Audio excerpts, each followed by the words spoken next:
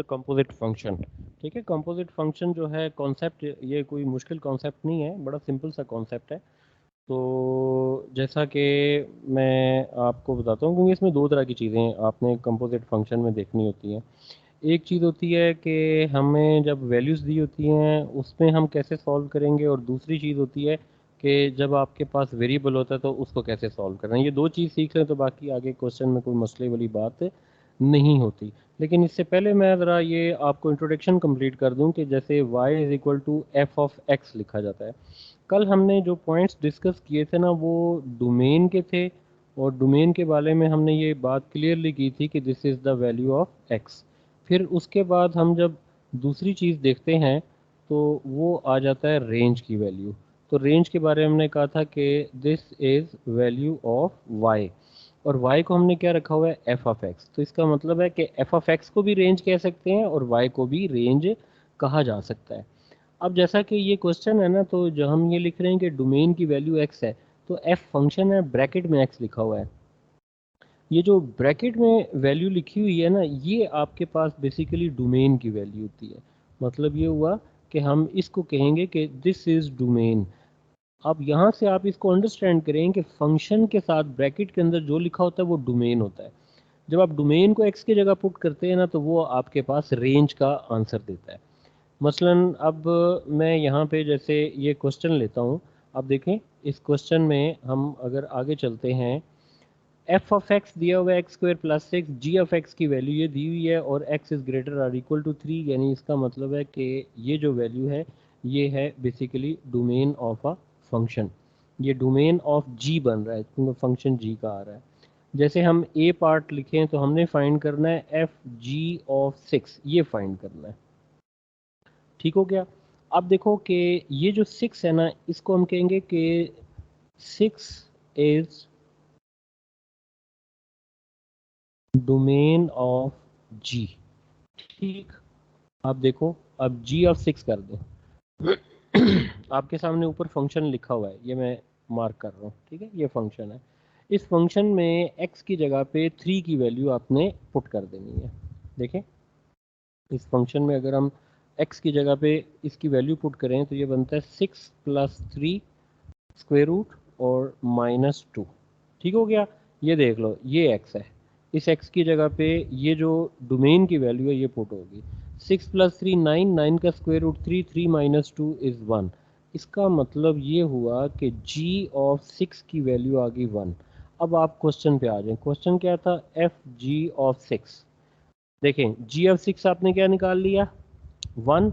तो एफ वैसे ही आ जाएगा और ब्रैकेट में 1 डाल दे। हाँ, समझ आई? अच्छा जी। अब देखो कि हमने यहाँ तक जो स्टेप लिखा है ना, अगर ये क्लियर हो गया हो, ठीक हो गया, इसका मतलब है कि अब ये जो 1 आया ना, ये 1 क्या बन जाएगा, इसको हम कहेंगे कि this is domain of F. अब ये एफ की डोमेन में आ गया। मैं क्वेश्चन में से एफ ऑफ एक्स की वैल्यू ले लेता हूँ। एफ ऑफ एक्स की वैल्यू है एक्स स्क्वायर प्लस सिक्स। तो जब आप इसे एफ ऑफ 1 करेंगे, क्योंकि क्वेश्चन देखो एफ ऑफ 1 का है, तो ये कितना आ जाएगा, 1 स्क्वायर प्लस सिक्स। तो आंसर क्या आ गया, 7। यानी अब ये देखो, मैं पूरी लाइन अगर लिखता हूँ कि एफ जी ऑफ 6, इसका आंसर आ रहा था एफ ऑफ 1 और एफ ऑफ 1 का आंसर आ रहा है 7। तो फाइनली हमें पता चला कि एफ जी ऑफ 6 का आंसर आ जाएगा 7। ठीक। ये आपके पास क्वेश्चन की प्रैक्टिस है। अच्छा, इसी तरीके से अगर हम कंटिन्यू करते हैं इसके सेकंड पार्ट को, ये देखो, ये आ जाएगा जी एफ ऑफ 4। ये फाइंड करना है। पहला स्टेप आप करें, एफ ऑफ 4 लिखें, और एफ ऑफ 4 का मतलब है फंक्शन में लिखेंगे, एफ के फंक्शन में।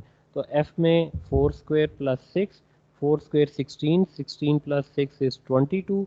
तो इसका मतलब है ये बन जाएगा जी ऑफ, क्योंकि ये देखो एफ ऑफ 4 का आंसर आपने 22 ले लिया है, ये बन जाएगा जी ऑफ 22। अब आप इसकी वैल्यू ले लें, जी में पुट करना है। 22 प्लस 3 आ गया। देखो क्वेश्चन में जी का फंक्शन चेक करें, और बाहर लिखा हुआ है -2।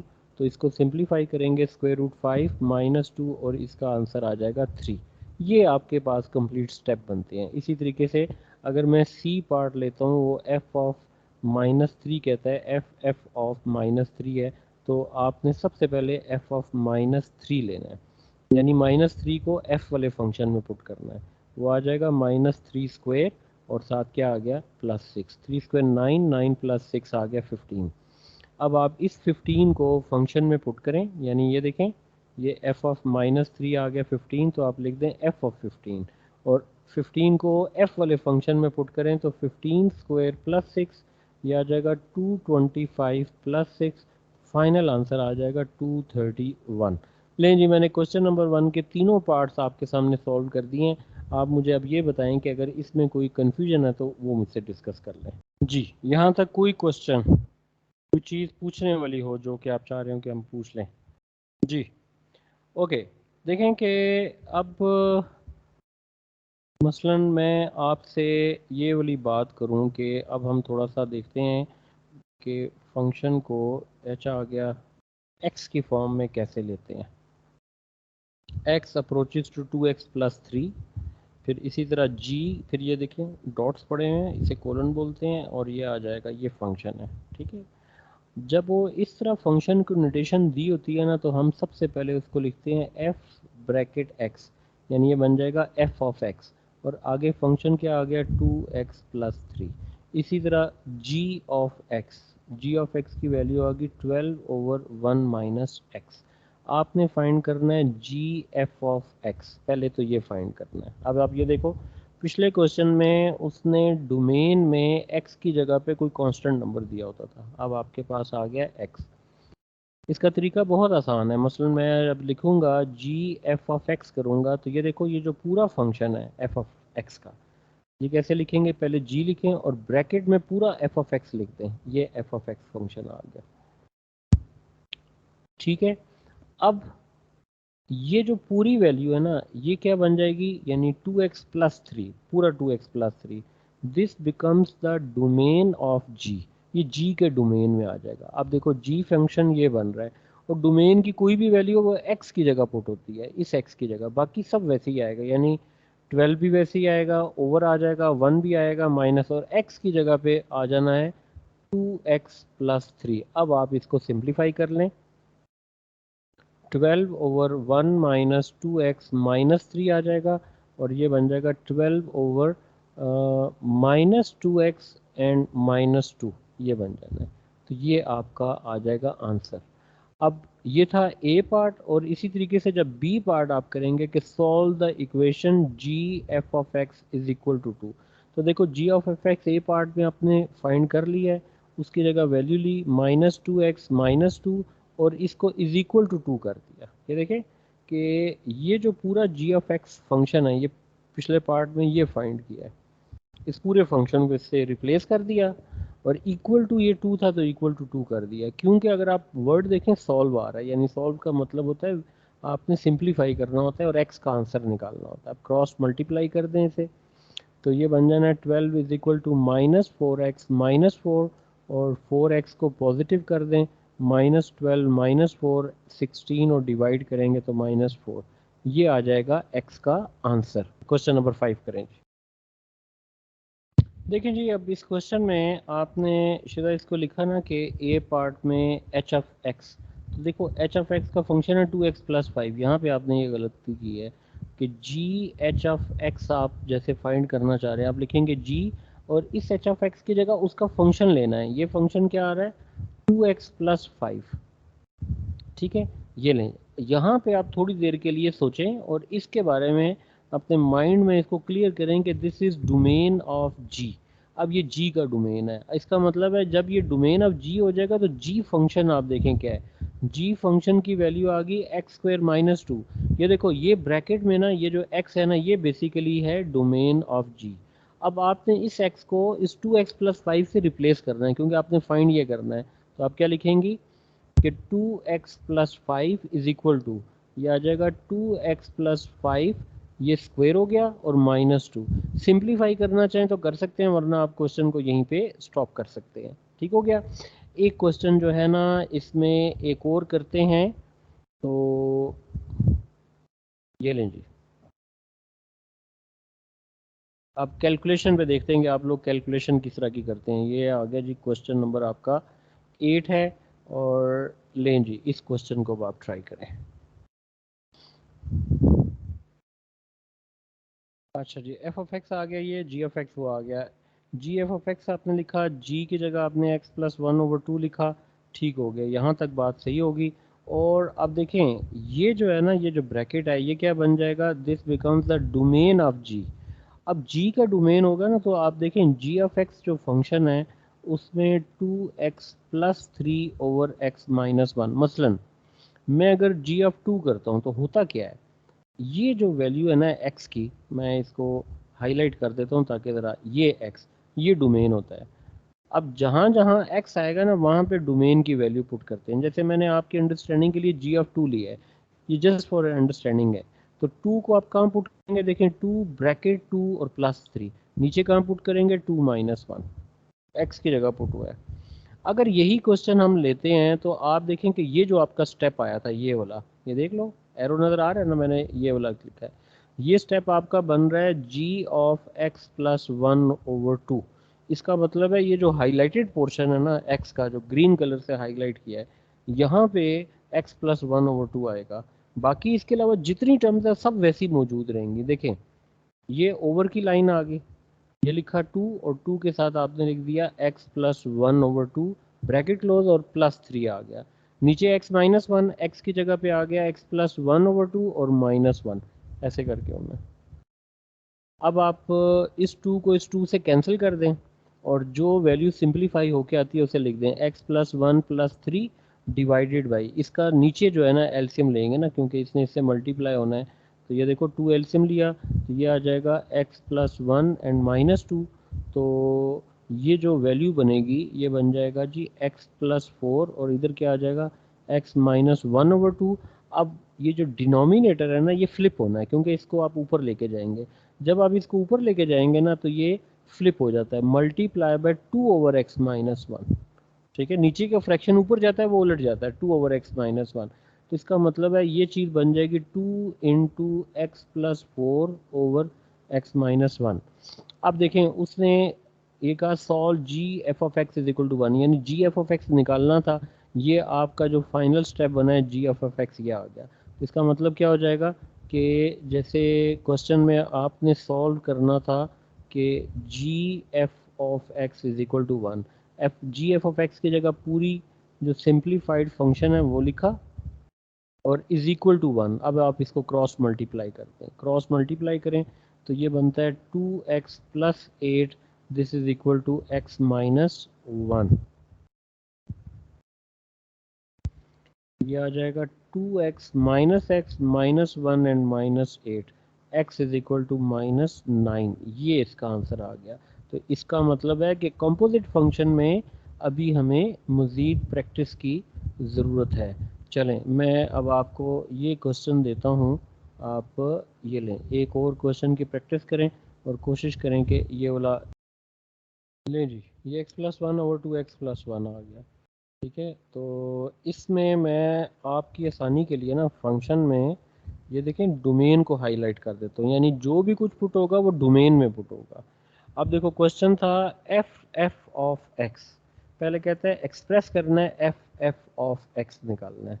तो ये देखो ये जो एफ ऑफ एक्स है ना, इसको रिप्लेस करेंगे, पीछे वाला एफ वैसे ही आ जाएगा और इसमें पूरा फंक्शन लिख दिया। फंक्शन आ गया x+1/2x+5।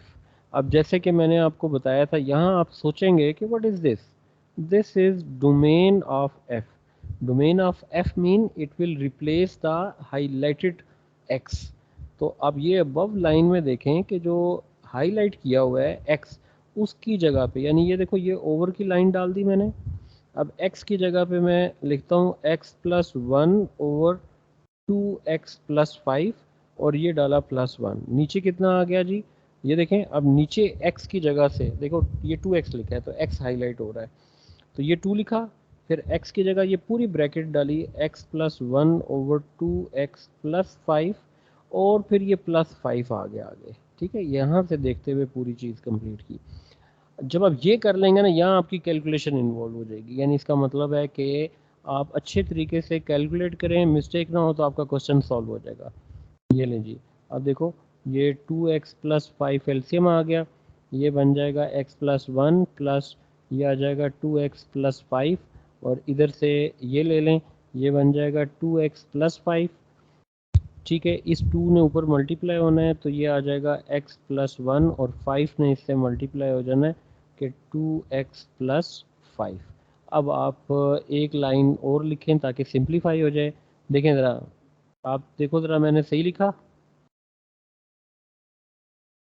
ठीक है, इधर देखें 2x प्लस 5, यहाँ ब्रैकेट्स नज़र आ रही हैं तो पहले ब्रैकेट्स ओपन कर लें।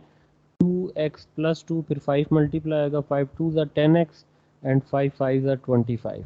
नीचे आ जाएं, f ऑफ x की जगह इसकी वैल्यू ले लें, ये बन जाना है 3x प्लस 6 ओवर, ठहर जाएं इसको मैं पहले, क्योंकि डबल ओवर आ रहा है ना, पहले ओवर की लाइन ले लेते हैं और उसके ऊपर लिखते हैं। ये आ जाएगा 3x plus 6 over this is 2x plus 5। अब नीचे सिंप्लीफाई कर लें, 10x 2x 12x, फिर क्या है 15 25 प्लस 2 27 और नीचे कितना आ गया 2x प्लस 5। ये देखें, ये डिनोमिनेटर और ये डिनोमिनेटर कट गया तो 3x प्लस 6 बच गया और इधर बचता है 12x प्लस 27।